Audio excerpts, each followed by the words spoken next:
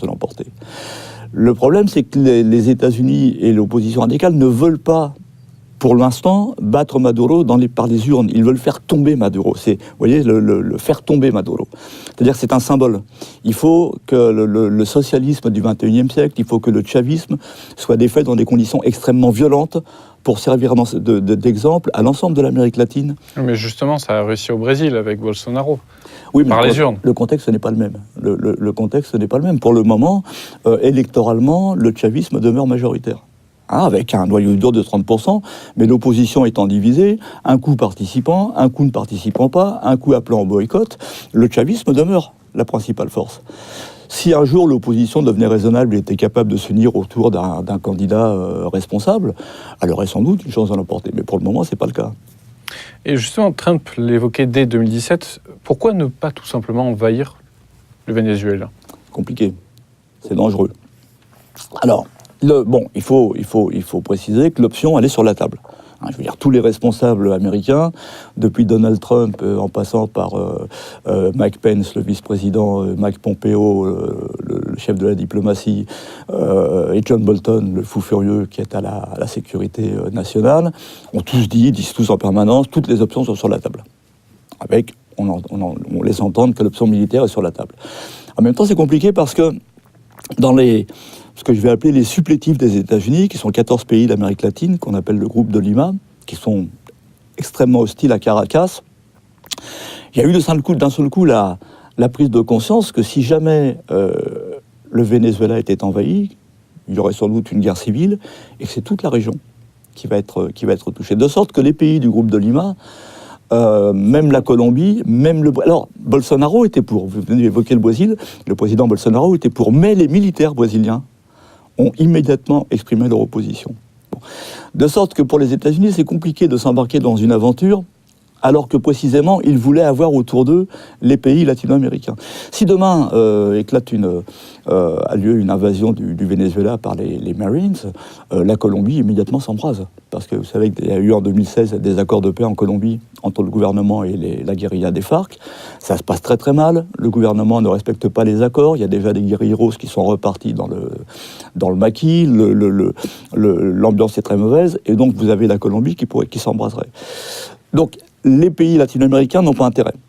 Aux États-Unis même, il y a Trump, mais la Chambre des représentants et au Sénat, on a déjà quand même des voix qui se sont fait entendre en disant qu'il n'était pas question d'intervenir au Venezuela.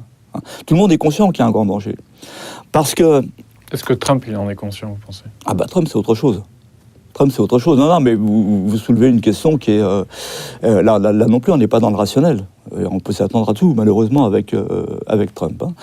Étant entendu qu'il y a aussi un certain nombre de grandes puissances, la Russie, la Chine, qui freinent des quatre fers, qui ont pris position pour le respect du droit international, tout simplement, dans cette affaire. Il y a un élément qui est extrêmement important, y compris pour les États-Unis. Ils ont renversé Salvador Allende en 1973, parce qu'ils avaient trouvé des militaires. Ils ont renversé un certain nombre de présidents en Amérique latine. Là, ça fait des mois et des mois et des mois qu'ils appellent les militaires à se retourner contre Maduro. Ils n'y arrivent pas. Juan Guaido appelle les militaires, ils n'y arrivent pas. Pourquoi ?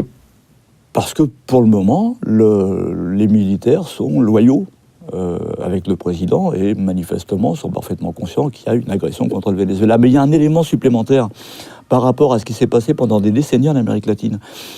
Lorsque, au Guatemala, en 1954, Jacobo Arbenz a été renversé par une intervention américaine, lorsqu'en 1973, Allende au Chili a été renversé, il y a eu un grand débat au sein de la gauche latino-américaine, européenne, mais pourquoi est-ce qu'ils n'ont pas armé le peuple pour se défendre ?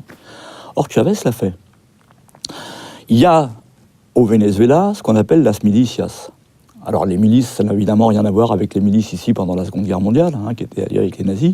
Ça remonte à l'histoire de Bolivar, la formation des milices. Mais il y a 1 600 000 Vénézuéliens qui vont s'entraîner régulièrement, volontairement, pour défendre la patrie.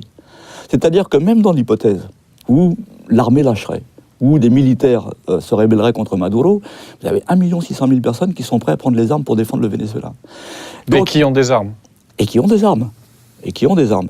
Ça veut dire que l'histoire, c'est pas tout à fait la même que d'envahir la Grenade ou le Panama en 1989. Est-ce que Trump en est conscient ? Je suis pas sûr, mais il y a quand même un certain nombre de gens dans la région qui ont parfaitement compris ça, parce que le risque de guerre civile est évidemment énorme. Et donc qui pourrait donc embraser toute l'Amérique. Complètement. Hein. Je pense que si un jour l'opposition démocratiquement bat Maduro ou le chavisme, il n'y aura pas de problème majeur. Mais si on renverse le président Maduro, on est dans un pays qui depuis 20 ans est sous l'influence de Chavez, qui défend la souveraineté du pays, qui défend le socialisme, qui n'accepteront pas qu'on fasse tomber Maduro.